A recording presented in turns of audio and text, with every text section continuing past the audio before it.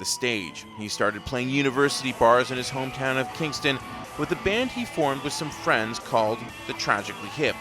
Spring starts when our heart beats pounding. They played bluesy rock, and they were good. But it was Downie that drove the band with his kinetic performances and profoundly Canadian lyrics. Gord is one of the guys that made it okay to name-check Canada. Up to Here was the band's first full album in 1989.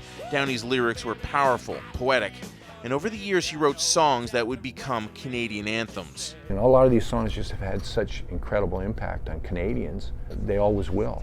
Downie's Canadiana resonated with the band's loyal following, too loyal at times. When the band tried to break through in the US or Europe, fans from Canada would invariably fill the audience. It seemed as though they didn't want to share his unique genius with the world. In 2015, he was home for Christmas in Kingston when he suffered a seizure. Walking down the street. The diagnosis was grim. He had brain cancer. Gord Downie's brain tumor is incurable. Surgery and chemotherapy shrunk the tumor, giving him time, but the side effects were significant. He began to forget the names of his children, his lyrics.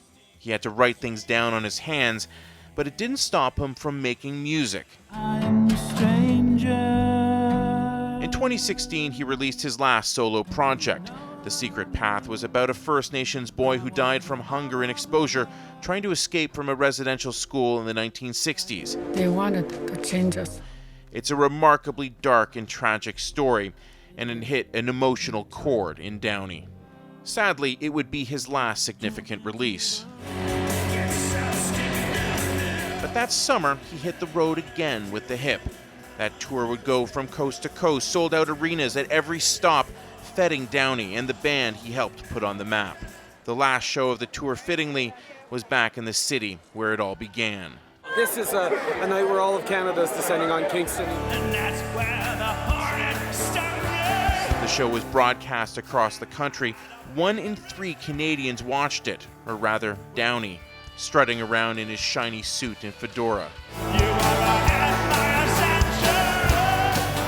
Poet, singer, showman, and Canadian to the core. Mike Drolet, Global News.